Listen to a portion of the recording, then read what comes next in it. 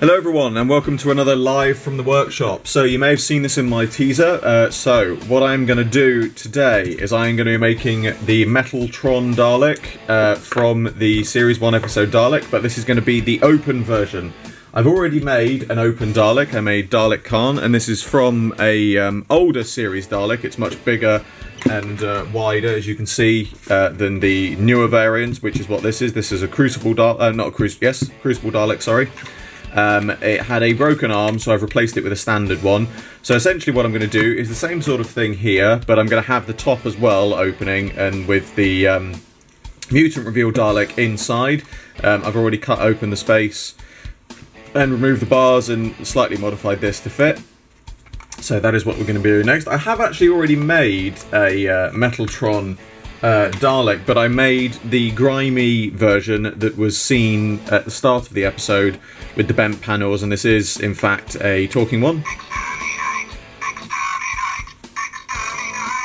So I decided to do this. This is an Asylum Dalek, so it is a slightly different shade of bronze, but I figured, you know, for a dirty Dalek one and a dirty version of this, an Asylum Dalek would work best, and then a nice clean one for that. So this should come out very well. I'm interested to see how it's going to come together, so let's crack on with it.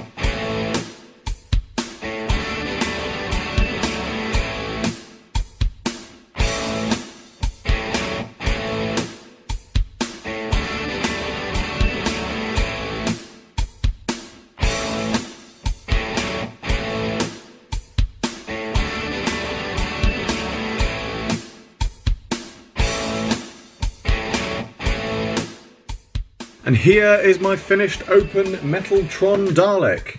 So, I'm really pleased with how this has come out.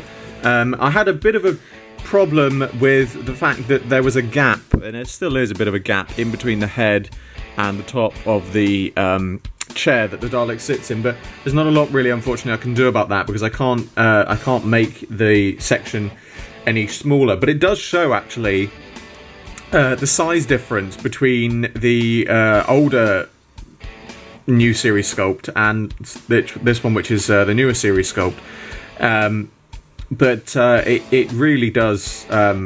It really does look well. It's come out very, very well. I'm really pleased with how it's come out. So essentially, all I've done is trim off the edges of the parts that needed to be cut out. So I've literally just trimmed in along there and then across the top to get both of these out. Trimmed around the edges. There's a little bit of a mistake there, but generally it came out alright. I just sanded it down slightly. Same in there.